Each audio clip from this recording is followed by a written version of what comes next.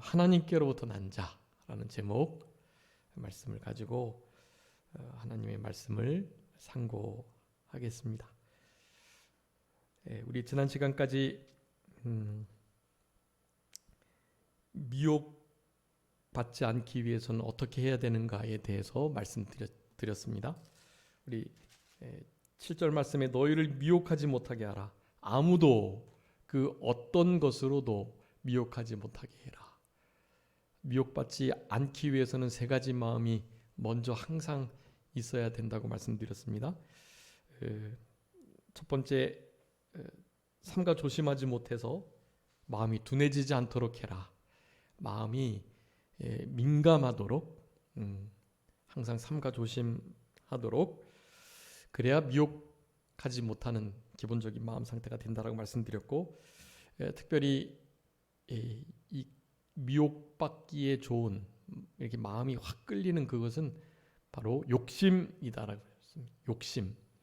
욕심에 끌려서 미혹이 되기 때문에 욕심을 날마다 쳐서 복종시키는 삶을 살아가야 된다라고 말씀드렸습니다. 마지막으로 우리 주님 앞에 간절히 유혹에 빠지지 않도록 하나님 도와주세요, 그렇게 기도드리는 것이 아주 중요한 미혹받지 않는 기본적인 마음 상태다, 그렇게 말씀드렸습니다. 그리고 오늘 요한일서 우리 8절까지 3절부터 8절까지의 말씀 속에 미혹받지 않는 방편을 크게 네 가지 지난 시간 소개해 드렸습니다. 예수님이 이 땅에 오신 분명한 이유를 알아야 된다. 예수님이 마귀를 멸하러 오셨다고 그랬어요. 예수님이 대행, 대형, 대승, 그리고 대부, 짐질 부자를 써서 우리의 짐 대신 지시려고 오셨으니까 예수님이 오신 이유를 명확하게 하면서 미혹받지 않도록 해야 된다. 예수님이 마귀를 멸하러 오셨다는 것을 기억하고 이미 승리하셨기 때문에 마귀의 미혹받는 일을 우리가 잘 이겨낼 수 있다라는 거예요.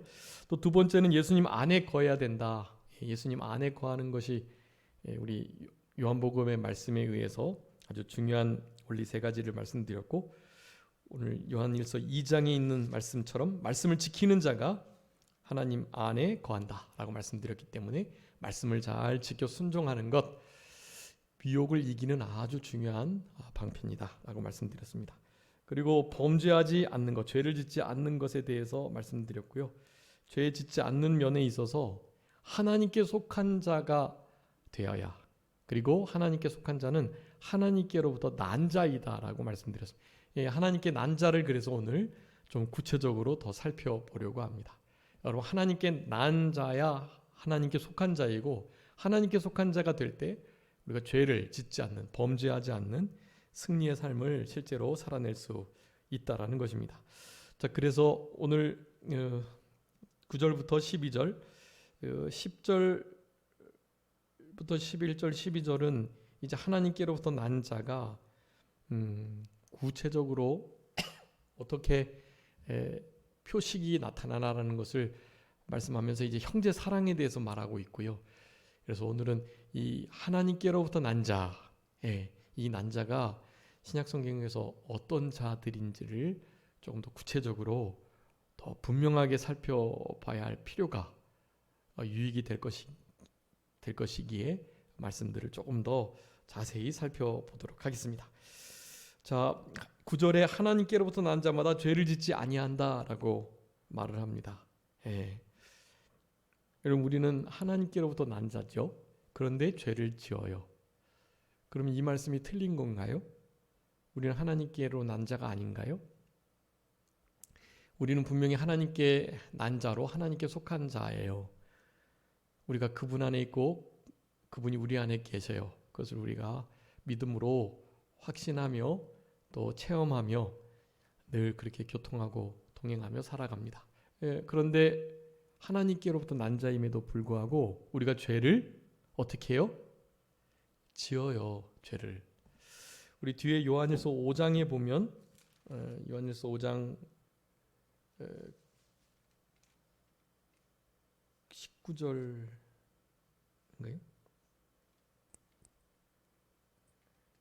요한일서 5장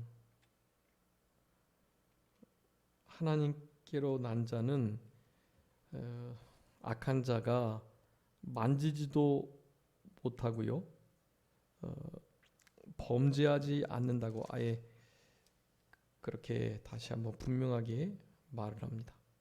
18절 한번 읽어주세요. 요한일서 5장 18절. 하나님께로부터 난 자는 다 범죄하지 아니하는 줄을 우리가 아노라. 하나님께로부터 나신 자가 그를 지키심에 악한 자가 그를 만지지도 못하느니라. 아멘. 하나님께로부터 난 자 범죄하지 않는데요. 악한 자가 만지지도 못하고, 그러니까 미혹하려고 가까이 오지도 못한다는 거죠. 근데 우리는 계속 범죄한단 말이에요. 어떻게 그럴까요? 어떻게 그럴 수 있을까요? 나중에 이제 요한일서 5장 할 때도 살펴보겠지만 그걸 분명히 아셔야 돼요. 여기서 하나님께로부터 난 자라는 것은 놈자자인데 사람이란 뜻이죠.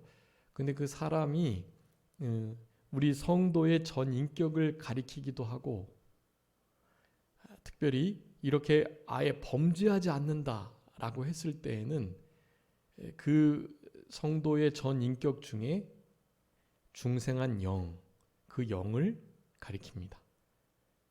그러니까 여기 이것을 중생한 영으로 보느냐 혹은 그냥 성도 전체로 보느냐에 따라서 해석이 많이 달라져요. 그런데 범죄하지 않는다라는 것을 말할 때에는 중생한 영으로 보는 것이 좋습니다. 예. 중생한 영은 그래서 뭐하지 않아요? 범죄하지 않아요. 영은 온전히 구원받았기 때문에요. 완벽하게 살아났고, 그래서 우리는 이제 몸의 구속만 기다리면 돼요. 영의 구속은 이미 온전하게 받았기 때문에 불완전한 구속받지 못한 육체가 그 온전한 영을 지금 담고 있는 거예요. 그런 상태에 있을 때 이 개혁주의 입장에서는 여기 하나님께로 난 자를 어떻게 그냥 뭐 우리 영혼육을 분리할 수 있느냐, 영혼과 육체가 따로 있는 게 아니지 않느냐, 뭐 육체가 어쨌든 죄를 범하면 그 육체 안에 있는 영혼도 함께 죄에 물드는 거 아니냐, 이제 이런 표현을 써요. 그래서 본문의 말씀을 하나님께로 난 자를 그냥 중생한 영으로 보지 않고 주로 개혁주의적인, 우리 교단이 아닌 개혁주의 신학자나 교회는 대부분 이것을 그냥 사람으로 봐요. 중생한 성도, 참된 하나님의 사람들. 그러니까 참된 하나님의 사람들로서 이 땅을 살아가면 범죄하지 않는다, 그런 의미예요. 그런데 참된 우리가 하나님의 성도지만 실제로 하나님께 난 자지만 죄를 짓잖아요. 그렇기 때문에 여기 범죄하지 않는다, 죄를 짓지 않는다라는 단어를요, 죽을 때까지 한 번도 죄를 짓지 않고 그런 게 아니다. 예. 그러니까 죄를 짓긴 짓는데 계속해서 짓지 않는다, 그렇게 표현을 해요. 그러니까 범죄하지 않는데 계속해서 범죄하지 않는 거예요. 그러니까 간혹은 범죄할 수 있다라는 의미이죠. 범죄하지 아니하노니라는 단어의 현재 진행의 그 의미를 들어서, 그 현재 진행은 계속적인 것을 의미하는 거거든요. 그러니까 범죄를 하되 계속 짓지 않는다, 그런 뜻으로 받아들여요. 우리는 그렇게 봐도 되고요. 우리 교단이 주장하는 것처럼 이것을 하나님께로 난 자를 중생한 영으로 단독으로 보고, 영은 결코 범죄하지 않고 악한 자가 만지지도 않고 결코 죽지 않는다라는 것을 우리가 또한 취해도 그렇게 무리가 없다고 하겠습니다. 그리고 특별히 우리 요한일서 5장에 보면 구원받지 못하는, 결코 사함받지 못하는 죄를 언급해요. 그리고 나서 그 18절을 말씀하는 거예요.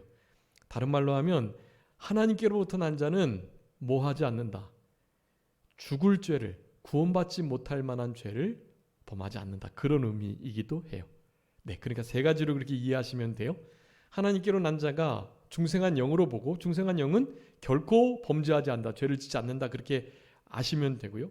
두 번째는 하나님께로 난 자를 중생한 영이 아닌 온전한 인격체, 중생한 성도로 볼 때는 계속해서 죄를 짓지 않는다. 그리고 구원을 잃어버릴 만한 지옥 갈 만한 죄를 짓지 않는다. 그렇게 보시면 되겠습니다. 자, 그렇게 세 가지로 요한일서 3장과 5장의 말씀을 이해하신다면 훨씬 더 말씀을 입체적으로 이해할 수 있겠고요. 우리 교단에서 말하는 중생한 영이 범죄하지 않는다. 그래서 개혁주의의 다른 해석들을 잘못된 것으로 그렇게 하면 안 돼요. 우리 교단의 창시자이신 이병규 목사님의 강해서에 그런 표현들이 좀 있어요. 우리 교단의 것만 조금 이렇게 맞고 나머지는 다 틀린 것처럼. 근데 그런 것은 약간 지양되어야 합니다. 우리 이병규 목사님의 대부분의 성경 해석이 아주 균형 잡히고 개혁주의에 완전히 부합해요.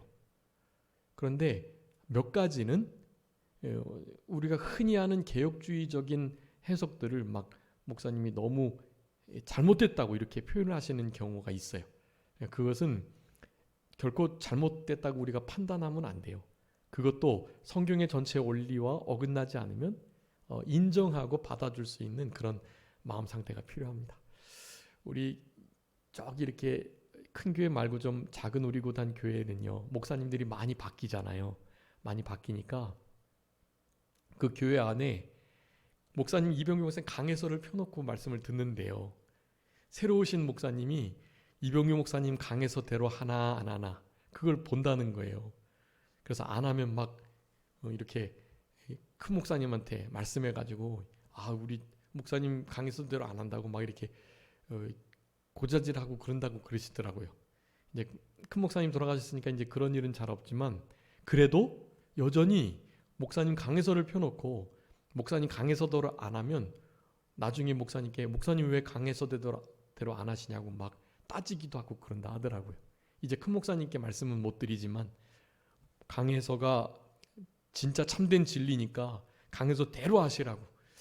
근데 그것은 정말 잘못된 거예요. 그거는 강해서가 결코 하나님의 말씀 권위보다 높아질 수 없고요.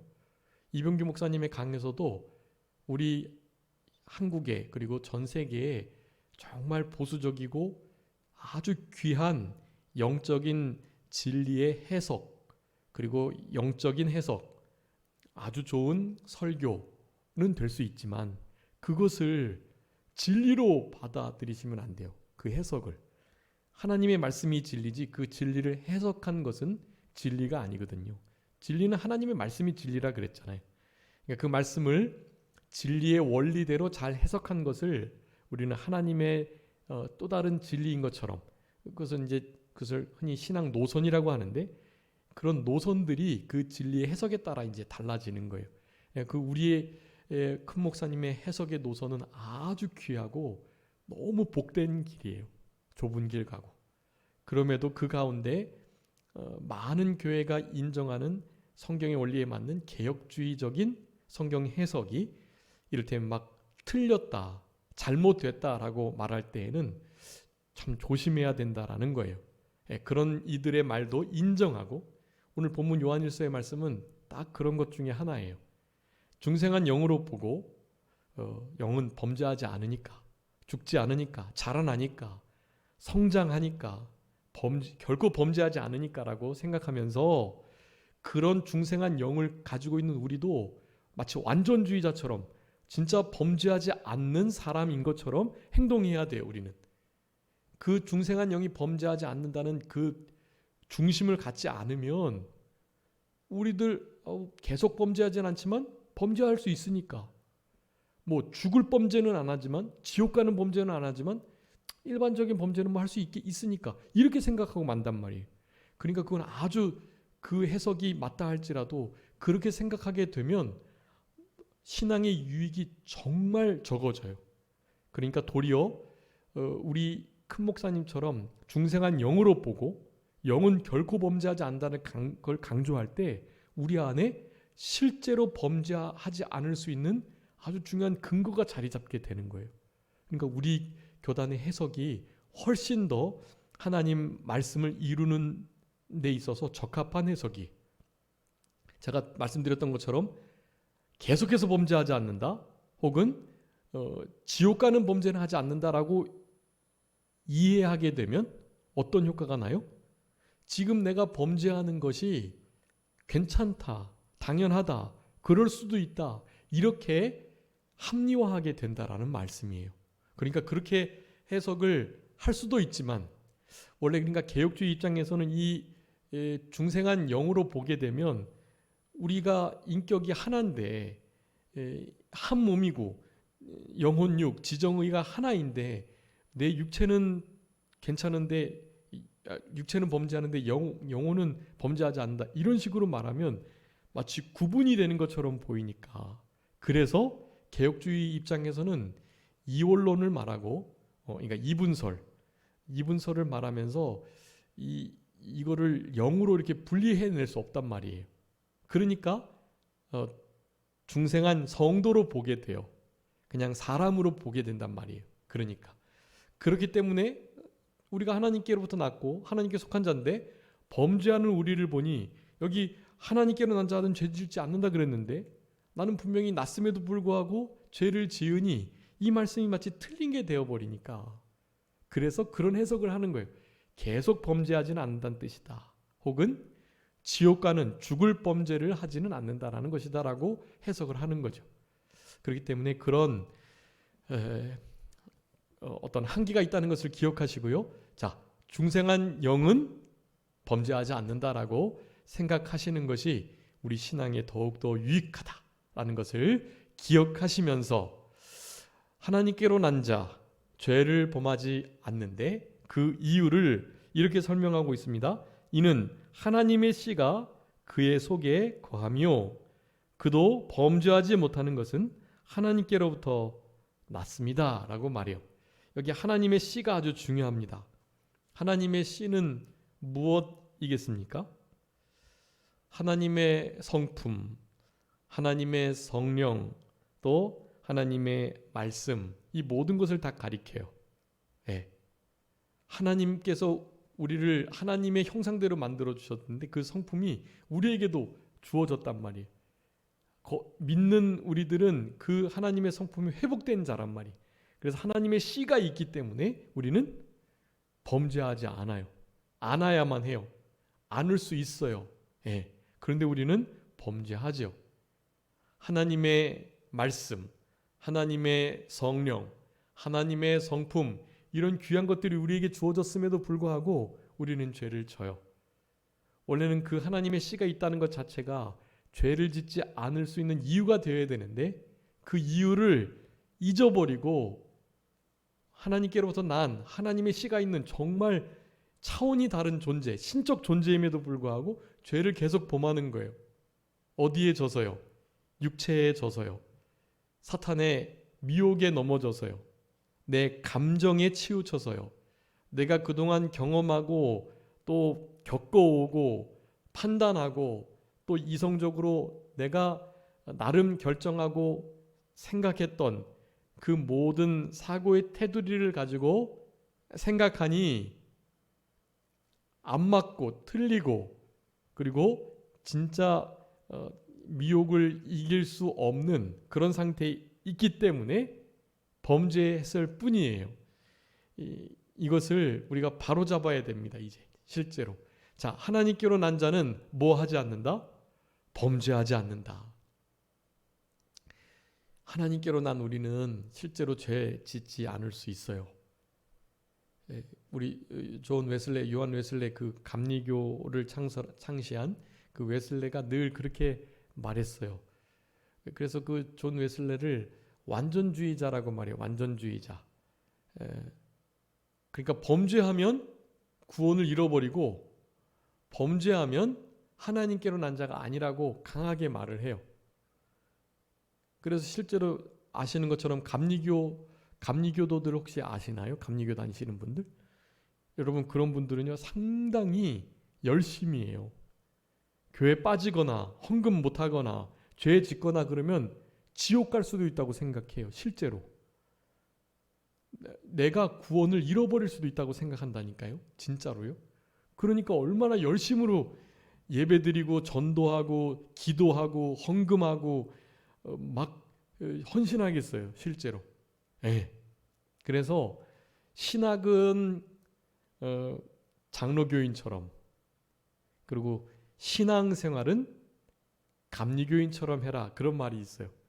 네, 진짜 우리 믿는 장로교인들은 내가 굳이 막 안 해도 구원을 잃어버리지 않으니까요.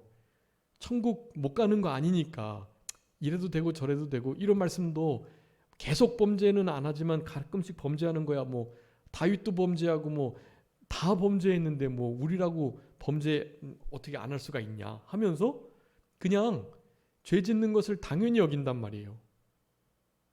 이 신학은 맞는데 진짜 그것을 당연히 여기는 순간 그 장로교인이 진짜 예수님의 피로 거듭난 하나님의 백성이 맞나를 생각해야 돼요. 진짜 성도는 그렇게 생각 안 해요. 죄 지은 게 억울하고 원통하고 가슴 아프고 막 다시는 그 죄를 짓지 않겠다고 생각이 드는 거지. 어차피 천국 갈 거고 뭐 어차피 뭐 죄를 좀 져도 누구나 죄 짓는 거고 나라고 뭐 죄 아주 한 번도 안 지을 수도 없는 것도 아니고 당연히 죄 짓는 것이 뭐 그럴 수 있지라고 생각한다면 그거 진짜 구원을 받았나 생각해 보셔야 되는 일이라는 거예요. 그 지금 아주 큰 문제입니다. 그런 게. 그래서 장로교 신앙을 가진 사람들은요, 이를테면 내 행위가 구원받을 만한가라는 것을 점검하라고 말하면 뭐라고 말하는 줄 아세요? 행위 구원을 말한다. 네. 제가 지금 그랬잖아요, 입으로. 죄를 짓는 것을 심상히 여기고 그냥 별것 아닌 것으로 여기면 그 사람이 믿었다고 하는 그 믿음, 나 구원받고 천국 간다라고 했던 그 믿음을 점검해야 된다라고 말하잖아요. 근데 그런 말을 하면 점검할 것도 없이 진짜 믿었으면 천국 당연히 가는 거 아니에요? 죄를 좀 져도 이렇게 말을 한다니까요. 그 두 가지를 분리해서 생각하셔야 돼요. 철저하게 죄를 이겨내고 죄 지은 것의 원통이 여겨야만 그게 바른 믿음인데, 그렇지 않고 죄 짓는 것을 그냥 별것 아닌 것으로 여기고 당연하게 여긴다면 실제로 그것은 내가 믿음으로 말미암아 구원을 얻었다고 하는, 행위가 아닌 믿음으로만 구원을 얻을 수 있다고 하는 그런 분명한 믿음을 가지고 있다고 말은 하지만 그 믿음이 진짜 믿음이냐라는 것은 다른 거라는 거예요. 그 믿음이 진짜라면 구원 받겠죠. 예. 근데 그 믿음이 진짜라면 그런 생각을 안 하겠죠. 그래서 점검해 보라는 거예요. 그런데도 장로교의 이 신학이 아주 강해가지고 현재 짓고 있는 죄, 전에 지었던 죄, 앞으로 지을 죄까지 다 용서받았다고 그렇게 우리는 배우고, 당연히 한 번 구원받으면 그 구원을 영원히 잃어버릴 수 없다고 말하니까. 여러분, 그런데요, 나를 그렇게 온전하게 구원하셨던 그 구원을 얻기 위한 그 믿음 있잖아요. 그 믿음, 우리가 강조하는 그 믿음.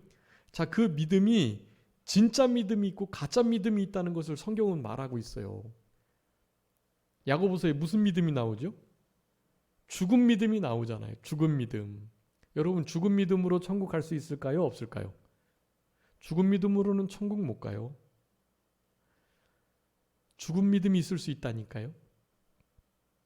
그래서 신학자들이 그렇게 말하잖아요. 천국에서 몇 번 놀란다고. 그 중에 하나가 그 목사님이 천국에 못 오셨어? 놀란대요. 예. 그 목사님 가장 예수님 밑에 있을 줄 알았는데 그 목사님이 안 계시네. 아무리 찾아봐도 안 계시네. 결국 구원 못 얻은 거죠. 자기가 믿는다고 믿고 가르쳤던 모든 게 다 거짓이라는 거죠. 그리고 저 사람은 거짓 믿음이고 다 지옥 갈 거라고 말했는데 천국에 그 사람이 있더라는 거죠. 네. 실제로 그런 일이 있을 수 있어요.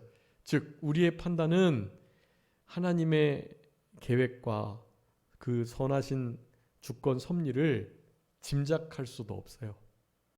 그러니까 우리 안에 요한일서의 말씀처럼 요한일서 3장 9절의 말씀, 하나님께로부터 난 자는 죄를 짓지 않는다라는 이 말씀을 기억하시고 이 말씀대로 마치 실제로 죄를 범하면 하나님께로부터 나지 않은 구원받지 못한 자인 것처럼 생각하시면서 철저하게 죄를 끊을 수 있는 결단과 노력과 힘쓰는 생활을 해야 된다라는 거예요.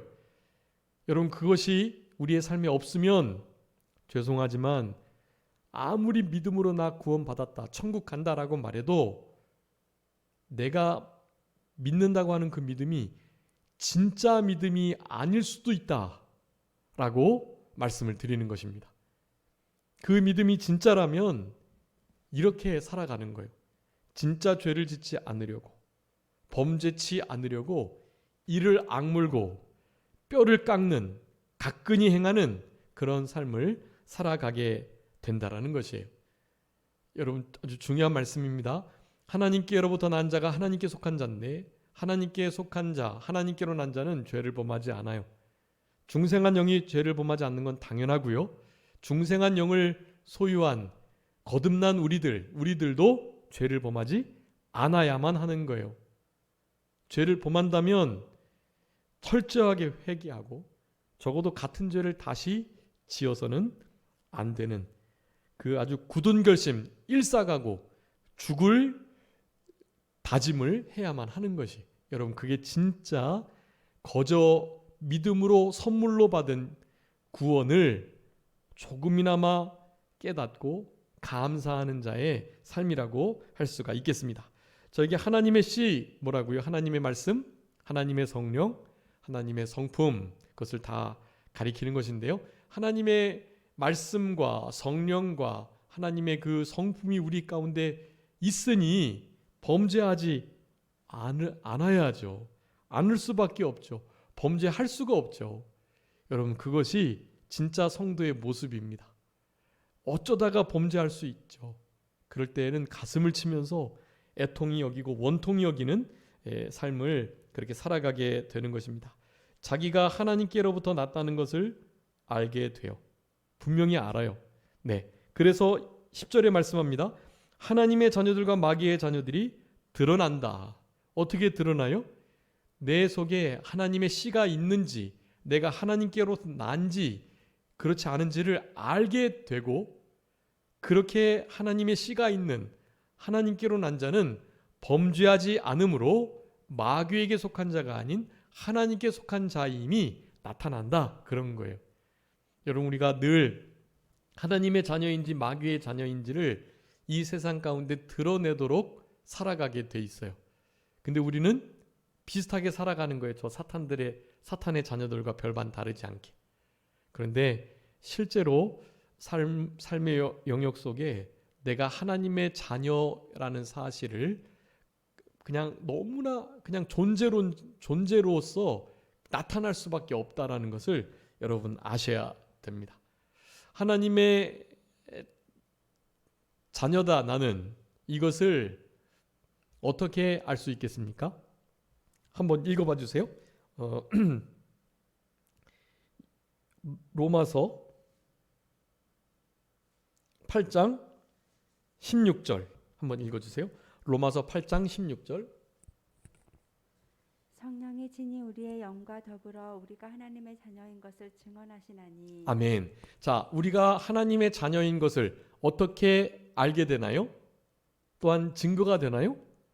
성령님으로 말미암아. 여러분, 성령님이 계시기 때문에 내가 하나님의 자녀인지 아닌지를 너무나 분명하게 알게 된다라는 거예요. 그것을 알 수밖에 없는 것이 하나님의 씨인 하나님의 성령이 우리 가운데 계시기 때문에 그래요. 자, 하나님의 성령이 있는 우리들은 하나님께로부터 난 자임을, 즉 하나님의 자녀임을 알게 되기에 하나님의 자녀로서 사탄, 마귀의 자녀와는 구분된 삶을 살아갈 수 있게 된다라는 것입니다. 그래서 이제 시간이 이제 한 50분쯤 제가 끝내려고요. 일찍 좀 끝내야 되는데 항상 늦게 끝내가지고요. 자, 먼저 하나님께로 난 자가 어떤 자인지를 신약 성경을 통해서 몇 가지 살펴보겠습니다. 첫 번째, 바로 예수 그리스도 이름을 믿어 예수님을 영접한 하나님의 자녀가 하나님께 난 자이다라는 것이에요. 자, 요한복음 1장 12절 13절 한번 읽어주세요. 요한복음 1장 12절 13절이에요. 영접하는 자 곧 그 이름을 믿는 자들에게는 하나님의 자녀가 되는 권세를 주셨으니 이는 혈통으로나 육정으로나 사람의 뜻으로 나지 아니하고 오직 하나님께로부터 난 자들이니라. 아멘. 하나님께로부터 난 자들, 어떤 자라고요? 예수 그리스도 이름을 믿고 영접하는 자, 하나님의 자녀들, 그들이 바로 하나님께로부터 난 자들이다라고 분명히 말해요. 그것은 우리 안에 계신 성령님께서 우리를 향하여 계속해서 증언해주고 계셔요. 로마서 8장 16절의 말씀 방금 읽었었죠. 자, 그렇기 때문에 하나님의 자녀로서 이 땅을 살아가는 것이 아주 중요합니다. 하나님의 자녀된 특권을 누릴 뿐만 아니라 하나님의 자녀로서의 사탄의 자녀와는 차별이 되는 그런 삶을 우리가 실제로 영위해야만 해요. 사실은 신분이 달라졌다는 겁니다. 옛날에는 성골, 진골 뭐 이런 게 있었잖아요. 왕의 적통으로부터 혹은 그 외가로부터 왕의 첫째가 아닌 둘째의 계통으로부터 뭐 이런 것들이 다 있단 말이에요. 이 혈통이 아주 중요해요. 근데 우리는 누구로부터요? 하나님께로부터 난 자들, 즉 하나님의 자녀라 일컬음을 받는 그러한 우리들이라는 것을 언제나 기억할 때 좀 죄를 멀리할 수 있을 것입니다. 지금 대통령의 아들은 참 형편없이 지내는 것 같더라고요. 그런데 보통 대통령의 아들들이 다 그랬던 것 같아요. 자기가 마치 대통령인 것처럼 그렇게 함부로 하는 그런 일들이 참 많았던 거. 근데 우리나라 말고 다른 나라에는요, 왕의 아들들이나 대통령의 아들들이 아주 겸손하게 이렇게 지내는 에피소드들을 좀 볼 수 있어요. 저들은 자기가 왕통인 것, 대통령의 아들인 것을 철저하게 숨기고 정말 그냥 사회의 한 구성원으로서 그렇게 지내는 대통령의 아들. 그가 대통령이 아들인 줄 알고 얼마나 사회가 큰 이렇게 아주 좋은 그런 분위기가 되는 그런 것들을 우리가 경험하면서 참 왕의 아들, 대통령의 아들인데도 저렇게 겸손하게 그리고 자기의 어떤 신분, 지위가 어떤지를 늘 기억하고 적어도 거기에 걸맞는 노블리스 오블리제라는 거 아시죠? 더 사회적인 신분이 높을수록 더 겸손하고 섬기고 그래야 하는, 희생해야 하는.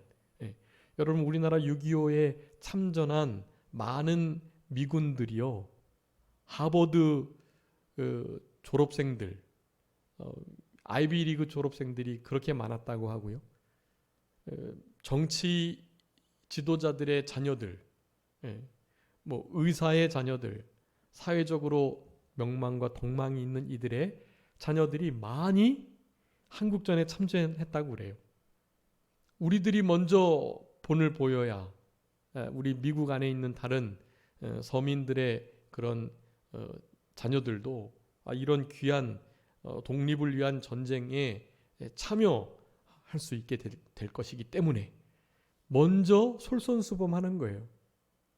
정말 감사하고 너무너무 귀하고 뭐 어떻게 보답할 수 없는 사실은 그런 은혜를 우리가 입은 거죠. 그런데 그런 우리나라가 공산화되지 않기 위해서, 단지 공산화되지 않게 하기 위해서 버린 거예요, 그 일을.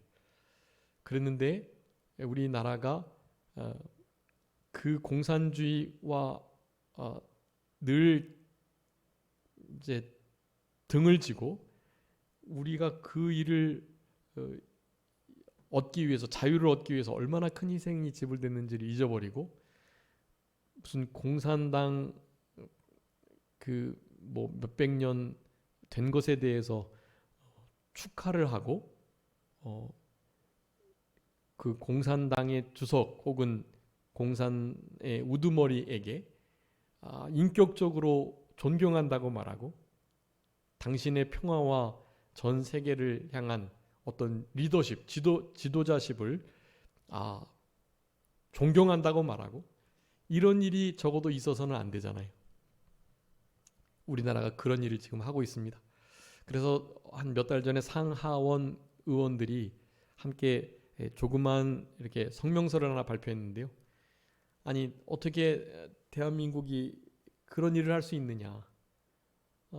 한반도의 자유민주주의를 위해서 우리가 피를 흘렸는데 어떻게 너희들이 그 자유주의를 말살하려고 하는 공산주의자들에게 그와 같은 말을 할 수 있느냐에 대해서 아주 큰 이렇게 책망을 했어요. 책망을. 그렇게 하면 안 된다. 우리나라가 전체가 꾸중을 들은 거예요. 미국의 상하원 의원으로부터. 너무 창피하고 우리나라의 국격이 그렇게 실추될 수가 없는 거예요. 너무 막 낯뜨겁고 부끄럽고 그래요, 사실은. 여러분 근데 그런 것만큼 정말 부끄러운 게 뭔지 아세요? 우리가 하나님의 자녀인데 하나님의 자녀를 삼으시기 위해서 하나님께서 어떠한 희생을 치르셨는데 그것을 모른 채 죄 범하는 것을 아무것도 아닌 듯 물 마시듯 밥 먹듯 하는 우리들의 모습, 여러분 이것은 정말 더 배은망덕한 일이다라는 거예요. 여러분 우리가 하나님의 자녀라면 하나님의 자녀답게 이 땅을 살아가야 해요. 자녀된 특권만 누리려고 하시지 마시고 자녀된 의무, 그것을 짓는 하나님의 백성으로, 천국 시민으로 하나님의 부활의 자녀답게 이 땅을 살아가야 할 것입니다. 자기를 이기고 죄를 이기고 마귀를 이기고 이 세상 본받지 말고 하나님의 나라 백성다운 그런 삶을 잘 살아감으로 미혹을 이겨내고 범죄하지 않는 그런 우리 하나님의 자녀, 하나님께로부터 난 자로서 이 땅을 살아가시는 그런 우리들이 다 되었으면 좋겠고요. 우리 하나님께로부터 난 자, 한 4가지 더 있는데 다음 시간에 이어서 하도록 하겠습니다. 특별히 하나님의 씨가 우리 속에 있다는 사실, 하나님의 생명의 말씀, 변치 않는 하나님의 진리의 말씀으로, 하나님의 진리의 성령으로, 하나님의 온전하신 성품으로 우리가 이 모든 죄를 이겨내는, 그래서 다른 사람들도 저 사람은 하나님께로부터 난 자가 아닌가 하는 생각을 할 수 있는 그런 복된 신앙의 삶을 살아가는 우리 모두가 되겠습니다. 잠깐 기도하겠습니다. 살아계신 우리 아버지 하나님 감사합니다.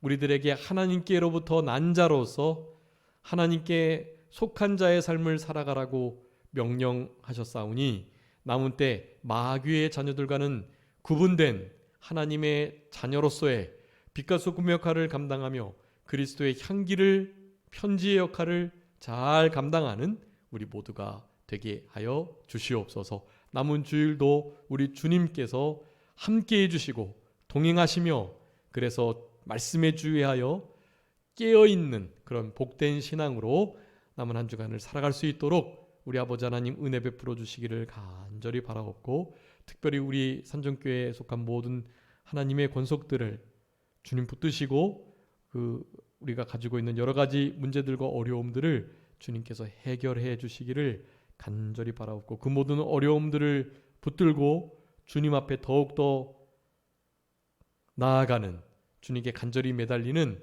귀한 계기가 되게 하여 주시옵소서. 모든 것 주님께 맡기옵고 살아계신 예수 그리스도의 이름으로 기도 올리옵나이다. 아멘.